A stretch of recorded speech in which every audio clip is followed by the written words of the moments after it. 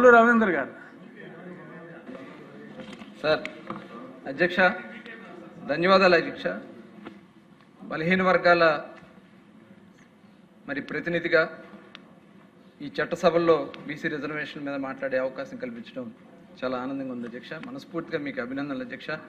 ముఖ్యంగా గౌరవ ముఖ్యమంత్రి చంద్రబాబు నాయుడు గారు, అలాగే ఉప ముఖ్యమంత్రి పవన్ కళ్యాణ్ గారు, మరి మా యువ నాయకుడు నారా లోకేష్ గారు ఇవాళ తీసుకున్నటువంటి ఈ నిర్ణయంలో యావత్ మరి ప్రజాప్రతినిధులందరూ కూడా ప్రజలకు ఇచ్చినటువంటి హామీని నిలబెట్టుకునే దాంట్లో 34% రిజర్వేషన్తో రేపు స్థానిక సంస్థల్లో ఎన్నికలకు వెళ్ళబోతున్నాం అనేది ఒక శుభవార్త అని ఈ సందర్భంగా తెలియజేస్తున్నాను అధ్యక్ష. ఎందుకంటే 50% పైగా ఉన్నటువంటి బలహీన వర్గాల్లో ఇవాళ ఒక ఆశ అధ్యక్ష.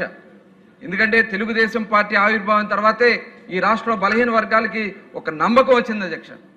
ఆ రోజున అన్న నందమూరి తారక రామారావు గారు తెలుగుదేశం పార్టీని స్థాపించి ఆ రోజున కనీసం చట్టసభల్లోకి వెళ్ళడానికి కూడా అవకాశం లేనటువంటి అనేక మందిని ప్రజాప్రతినిధుల్ని పార్లమెంట్ సభ్యులు చేసిన, కేంద్ర మంత్రులు చేసిన మరి అటువంటి ఘనత మరి తెలుగుదేశం పార్టీ ఆవిర్భావం తర్వాత జరిగింది అధ్యక్ష. మరి ఇప్పుడు అచ్చెన్నాయుడు గారు చెప్పినట్లుగా 1987లో మరి స్థానిక సంస్థల్లో రిజర్వేషన్ కల్పించి సామాన్యమైనటువంటి బలహీన వర్గాలను కూడా మరి లోకల్ బాడీస్లో ఎంటర్ అయ్యే అవకాశం కల్పించారు అధ్యక్ష. ఆ రోజున మొట్టమొదటిగా వారు తీసుకున్నటువంటి దాంట్లో పంచాయతీల్లో 27%, అలాగే మున్సిపాలిటీలో 20% తీసుకోవడం జరిగింది అధ్యక్ష. తర్వాత గౌరవ ముఖ్యమంత్రి చంద్రబాబు నాయుడు గారు 1995లో ఒక యాక్ట్ కూడా చేశారు అధ్యక్ష. ఆ రోజున యాక్ట్ చేయటం వల్ల ఇవాళ ఎన్ని కుట్రలో కుతంత్రాలు పండినప్పటికి కూడా ఇవాళ 34% రిజర్వేషన్లు అమలు చేయడానికి అవకాశం చంద్రబాబు నాయుడు గారు చేసినటువంటి ఆ చట్టం వల్లే సాధ్యమైందని కూడా ఈ సందర్భంగా తెలియజేస్తున్నాం అధ్యక్ష. ఇవాళ మనం చూసాం ఎన్ని అవమానాలు పడ్డామో. గత ప్రభుత్వంలో జగన్మోహన్ రెడ్డి గారు ముఖ్యమంత్రిగా ఉన్నప్పుడు ఈ రాష్ట్రంలో బలహీన వర్గాన్ని అణిచివేతకి ఏ రకంగా కుట్రలు చేస్తారో మనం అందరం కూడా చూసాం అధ్యక్ష.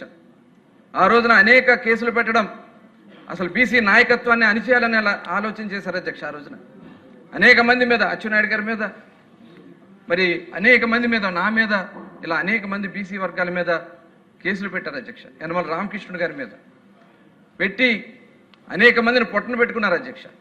అంటే బీసీలని ఈ రాష్ట్రంలో నాయకత్వం లేకుండా చేయాలనే ఒక లక్ష్యంతో పనిచేశారు అధ్యక్ష ఆ రోజున.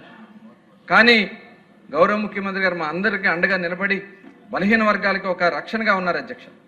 ఆ రోజున చూసాం తోట చంద్రయ్య అని చెప్పి ఒక వ్యక్తిని, ఒక బలహీన వర్గాలకు సంబంధించినటువంటి వ్యక్తిని నడి రోడ్డు మీద పీక కోసి, కోడిని కోసినట్టు పీక కోసారు అధ్యక్ష.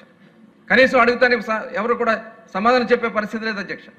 అదే కాదు, నందు సుబ్బయ్య అని చెప్పి సోషల్ మీడియాలో పోస్టులు పెట్టాడని చెప్పి అతను తీసుకెళ్లి నడి రోడ్డు మీద మరి హత్య చేస్తే దగ్గరకు కూడా ఎవరిని రాకుండా చేశారు అధ్యక్ష.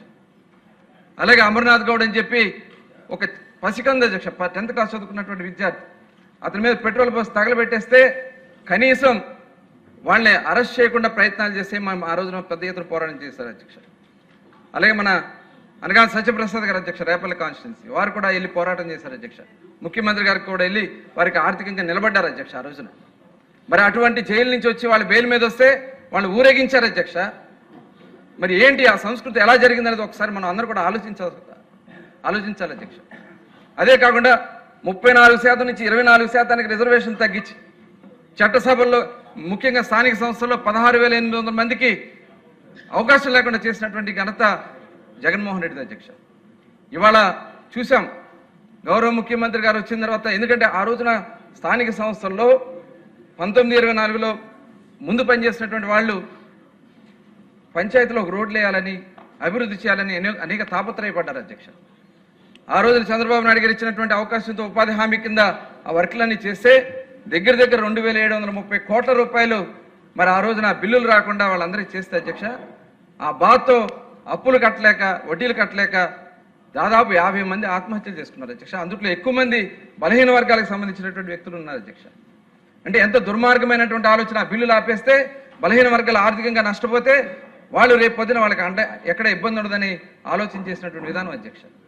ఇలా చెప్పాలంటే చాలా ఉన్నాయి అధ్యక్ష. ఇసుక, ఆ రోజున ఇసుక టైట్ చేయడం వల్ల అనేక మంది మరి కార్మికులు, భవన నిర్మాణ కార్మికులు ఎక్కువ శాతం బలహీన వర్గాలు ఉన్నారు అధ్యక్ష. వాళ్ళందరూ కూడా పూట గడవక దగ్గర 47 మంది ఆత్మహత్యలు చేసుకున్నారు అధ్యక్ష. వాళ్ళందరూ కూడా ఎక్కువ మంది బలహీన వర్గాలకు సంబంధించినటువంటి వ్యక్తులు అధ్యక్ష. మరి ఈ రోజున మనం చూసాం, మళ్ళీ కూటమి ప్రభుత్వం వచ్చిన తర్వాత మరి ఆ రోజున లోకేష్ గారు పాదయాత్ర సందర్భంగా ప్రజలకు ఒక హామీ ఇచ్చారు అధ్యక్ష. ఎందుకంటే ఇలాంటి దమనకాండాలు చేస్తూ ఆస్తులు లాగేసుకుంటూ అనేక మంది మీద దాడులు చేస్తున్నటువంటి పరిస్థితి చూసి ఒక రక్షణ చట్టం తీసుకొస్తామని చెప్పి పాదయాత్ర సందర్భంగా వారు హామీ ఇవ్వడమే కాకుండా ఇవాళ చట్టం తీసుకురావడానికి కూడా ఈ రోజు అన్ని కార్యక్రమాలు జరుగుతున్నాయి అధ్యక్ష. ఇది ఒక బాధ్యత ఉన్నటువంటి ఒక నాయకుడు తీసుకునే ఆలోచన అని కూడా ఈ సందర్భంగా తెలియజేస్తున్నాం అధ్యక్ష.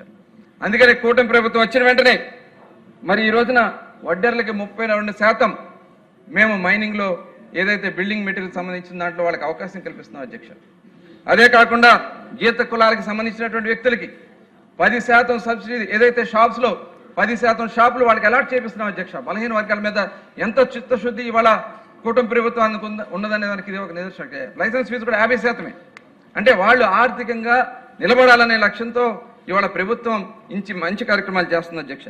అలాగే వేవర్స్కి కానీ అలాగే నాయి బ్రాహ్మణులకు కానీ కరెంట్లో సబ్సిడీలు కానీ ఇవాళ అనేక రుణాలు ఇవ్వడానికి కావాల్సినటువంటి కార్యక్రమాలన్నీ కూడా చేసుకుంటూ ముందుకెళ్తున్నాం అధ్యక్ష.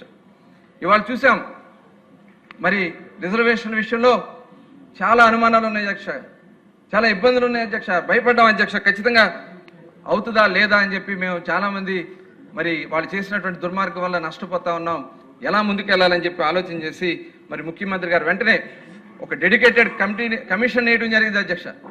కమిషన్ కూడా మొత్తం అంతా తిరిగి వాళ్ళు కూడా రిపోర్ట్ సమర్పించారు, దాని పరిశీలన చేస్తా ఉన్నారు అధ్యక్ష. అదేవిధంగా ఈరోజు చూసాం, ఆ రోజు చట్టం చేయటం వల్ల ఆ చట్టం ఈరోజు అమలు చేసుకునే అవకాశం వచ్చింది. ఖచ్చితంగా రేపు స్థానిక సంస్థలు 34%తో ఇవాళ కూటమి ప్రభుత్వం మరి ఎన్నికలకు వెళ్ళబోతున్నారు అధ్యక్ష. ఖచ్చితంగా మనస్ఫూర్తిగా ముఖ్యమంత్రి గారికి అదేవిధంగా పవన్ కళ్యాణ్ గారికి లోకేష్ గారికి కూడా ప్రత్యేక ధన్యవాదాలు తెలియజేస్తూ ఎప్పటికైనా సరే ప్రజల పక్షాన్ని నిలబడేది కూటమి ప్రభుత్వం అనే దానికి ఈరోజు బలహీన వర్గాలకు ఒక ధైర్యాన్ని ఆత్మస్థైర్యాన్ని కల్పించినందుకు మరొకసారి ముఖ్యమంత్రి గారికి ధన్యవాదాలు తెలియజేసుకుని సెలవు తీసుకున్నాం అధ్యక్ష. జై హింద్.